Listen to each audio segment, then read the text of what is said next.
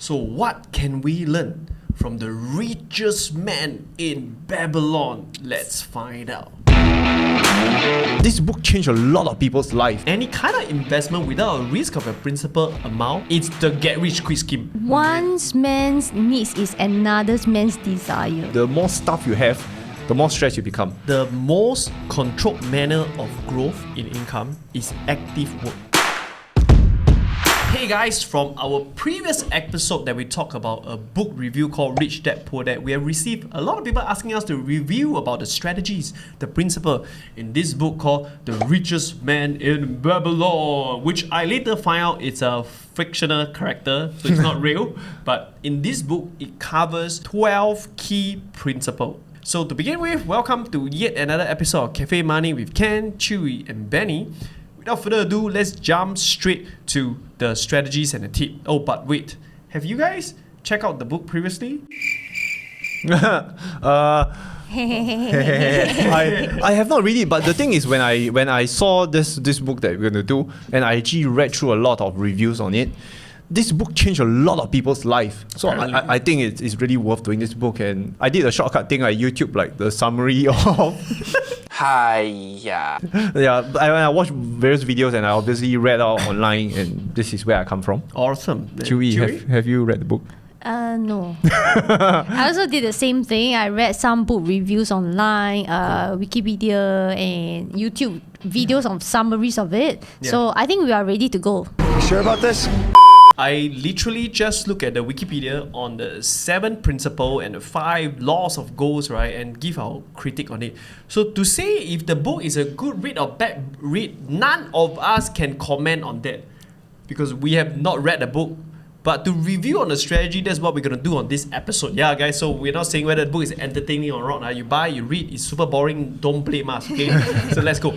So what are your general conclusion from this book first? I think 70% of the book makes sense. It makes a lot of practical sense. As time goes by, some things may not be relevant, but so 70% is really good. I personally think, once again, I think this is an awesome book for beginners, people who are starting out and they want to start investing and learning how to grow their wealth and how to manage their money, right? I think this is a very good book to start.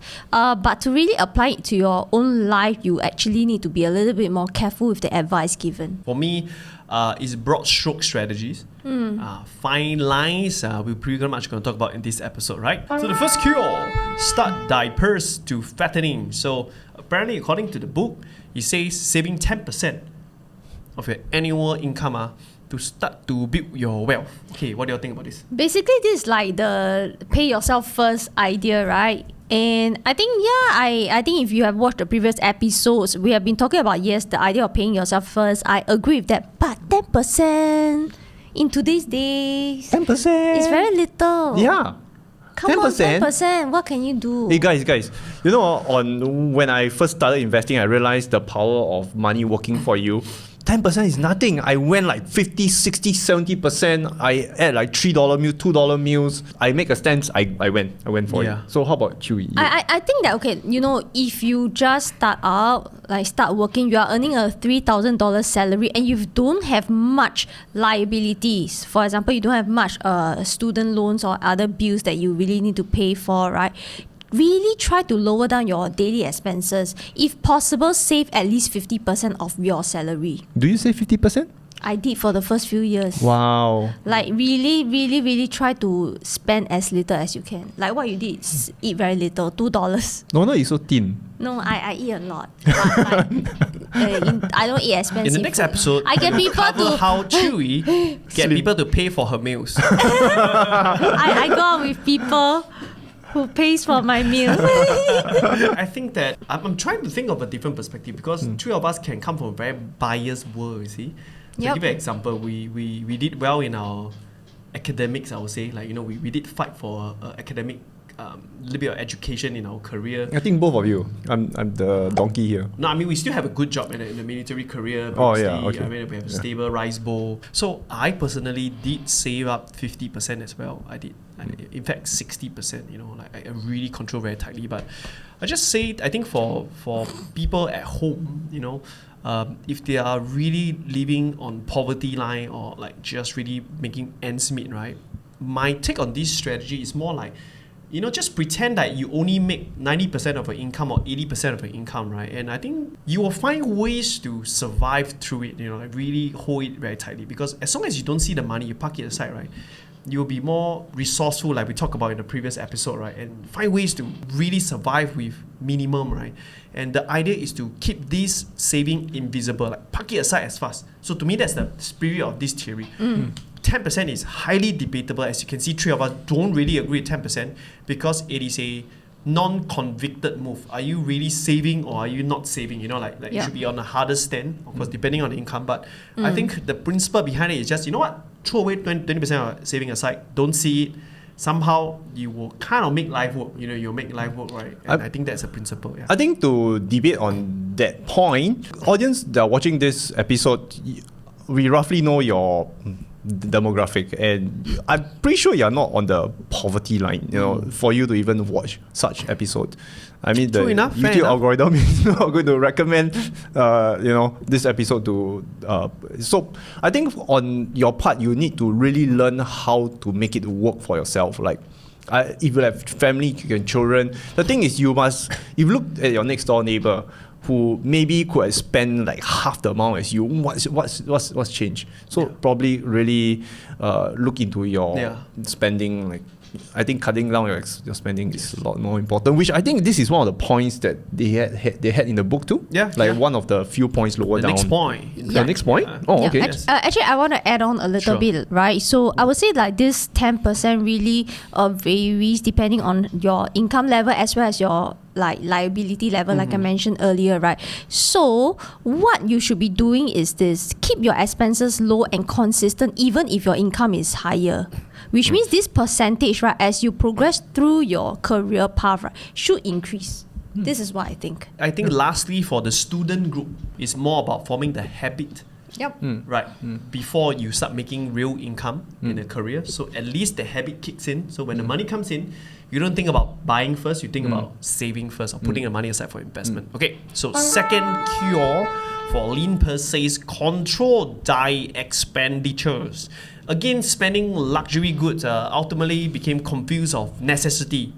Very beautiful word, confused of necessity, right? The goal you may retain from your earning is but the start, right? So when each of us call our necessary expenditures, we will always grow to equal our income unless we protest to the contrary.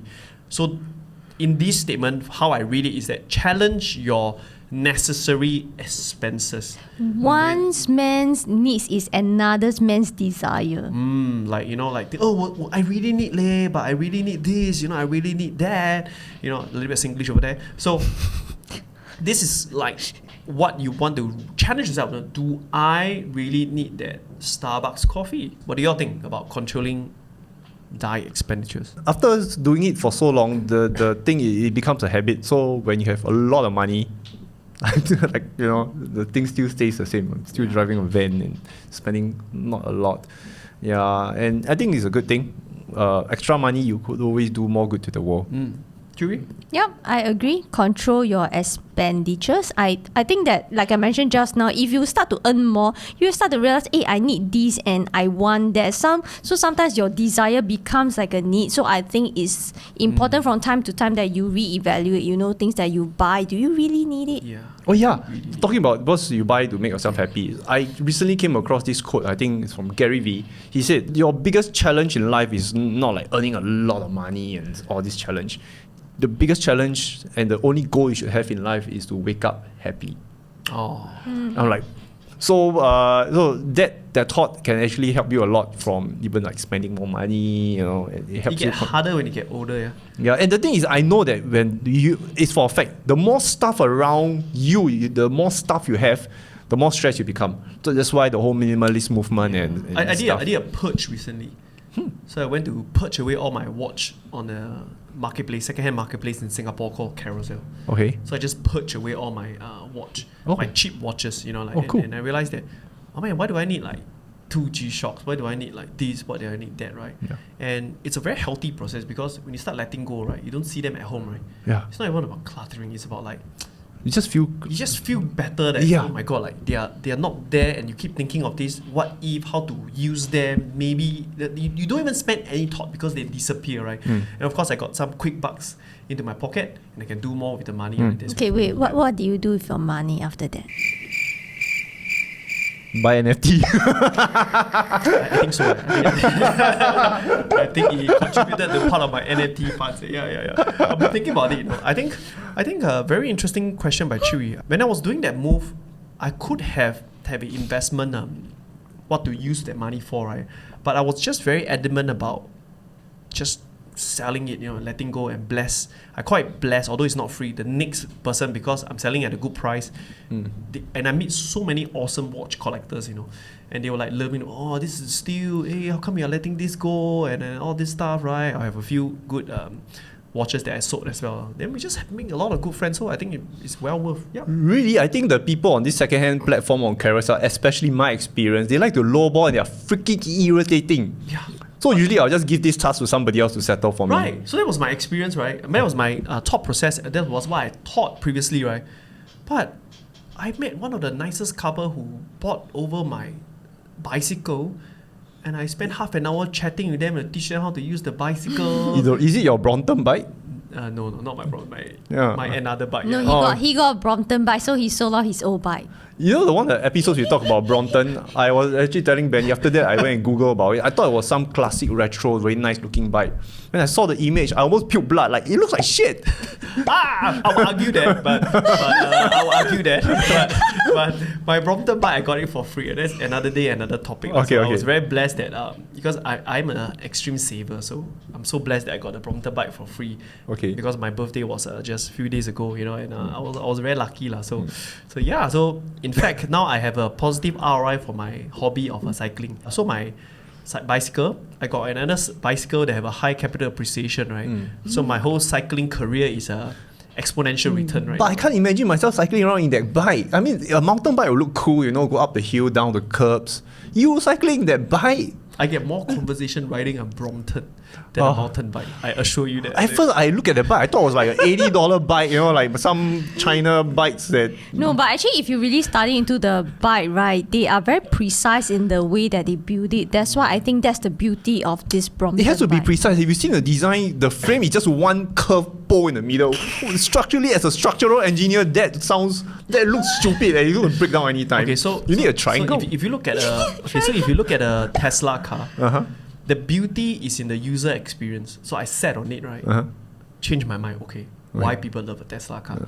Just like a Brompton, because when you fold, size, the genius part about how they just prevent everything from overlapping and able to fold it at such a small compact scale, right? Takes beyond engineering precision. It takes a ergonomics and a structural thought process to how to fold it in such a compact manner. Serious, yeah. But I give it to them. With that one curved pole, it supports the entire bike. That might be high quality metal.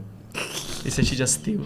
Still. It's just rusty steel. But anyway, let's go back to the topic, right? Cure number 3, it says make thy goal multiply. It says invest and to compound the investment from a saving.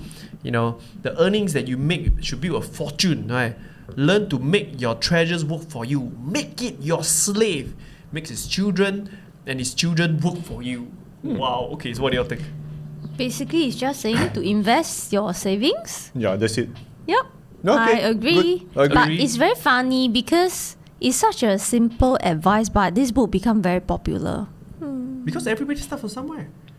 You need to start from somewhere. Okay. I would say if you're very new, you would change your mindset from saving to retire to investing to retire, Yeah, which is a right. very fundamental good truth, especially if you're new. And none of you should be new. You're watching this channel for like so long, guys. Okay, so Skip next. Next.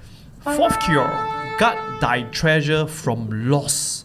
Against taking risk of loss and investing in get rich quick scheme, right? So against all these things, right, it's wise to be intrigued by larger earning when the principal may be lost. Is it wise? To make more money if the whole principal can be gone, right? The penalty of the risk of probable loss. Okay, so what do you all think? Well, I think risk mitigation is important in every single investments we do, but how we define risk is really different these days. So you got to just kind of connect your own dots with this this advice. I see this more of like you need to so you have savings, you invest it. Basically, you also need to guard yourself from the potential losses, right? In the event of unfortunate circumstances. So I thought that this point can also link to maybe getting insurance, protecting yourself in the event of losing your income, losing your salary. I hate this point. For a beginner, you will say don't take risks.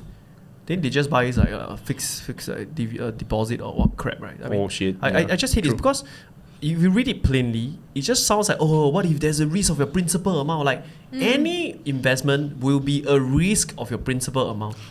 Any kind of investment without a risk of your principal amount, it's the get rich quick scheme. The guaranteed return, sure won't lose money. So you might even start to wear a very wrong principle going around searching for investment too. Searching for investment that gives you the guarantee of your capital, guarantee a return, which is right? what you fall into for your old projects, Yep, that you mentioned in the previous I did. episode, which what happens to me is also take this with a pinch of salt, right? Let's go. 5th point. Make thy dwelling a profitable investment. Wow, what does it mean? Buying versus renting your principal residence. Use your residence to establish a business. I recommend that every man owns a roof that shelters him, nor is beyond his ability of any well-intended man to own his home. So I think it kind of just means that buy your house rather than rent. Yeah, buy your own house. You pay your mortgage, you earn you rent out. I mean, it's simple. Just buy your own house and buy more houses to rent out. Done. I think it's debatable. I think what this point to me, right, it sounds to me like he's saying wherever you're staying, you should be owning it rather than renting it.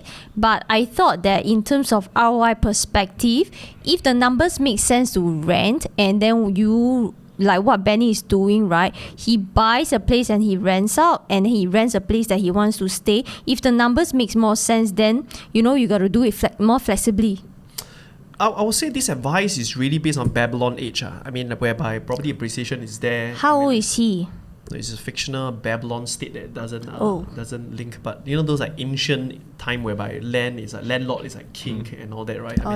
So I think it is not highly relevant today if you're looking at just purely based on returns. Why? Because say you're 1, 2, 3 bedder and in the States probably a duplex, they probably yield a better return, but they are not the kind of asset that you would find yourself comfortable growing a family. Maybe it's a little bit too small and stuff like that.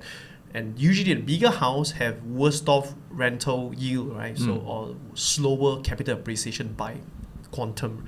The fact is that when I buy to rent out, I buy very strong investment products, condominium in Singapore, and I rent bad asset class, luxury asset class, but they are renting so low price because they're just not a asset class, right? I get that benefit of enjoying the lifestyle or not affecting my return. So I say it's subjective, but if you have no knowledge of investment, at least own your own home. Really, really important. Yeah. Okay, mine is a little bit like extreme. 6th, Q. Ensure a future income. Listen carefully. So, advise on having a pension or future retirement income. Therefore, do I say that it behoves a man to make preparations for a suitable income in the days to come when he is no longer young. What do you think? I think that's one of the shittiest advice I ever heard now. Why? Why? It's damn shitty. Okay, firstly, I don't know. I didn't read the book, so I just hear pension. No, pension funds are fucked. They're big shit. I mean, you're just depending on somebody for your retirement. Yeah. Like in Singapore, we have CPF. No. Not for me. I would rather use the money, invest in a property, and I depend on myself for financial independence when I retire. The idea of having to invest and grow your wealth so that you have money when you retire is correct here, but the means of getting there, I think, is questionable. I don't think pension is the way, because I think most jobs as of now, even if you're working in the government sector, I don't know about your country, right, doesn't really give any more pension, unlike the Not in olden Singapore. days, right? So yeah, You know, the olden days companies will guarantee your like they will pay off your retirement. And after that, you moved on to the government. Now government, don't. yeah, the government sectors, they don't even pay off a pension right now. So you shouldn't be like pinning your hope of your retirement on a pension, because what happens if you're in your mid-40s and you get retrenched? I think the word is grossly misrepresented by modern funds. I mean, having pension, right, is more like having continuous income inflowing to you, right? But pension fund is not. So the always good words are perverse by bad hedge fund managers. You get it? Because they take all these good words that people used to believe, like pension, right?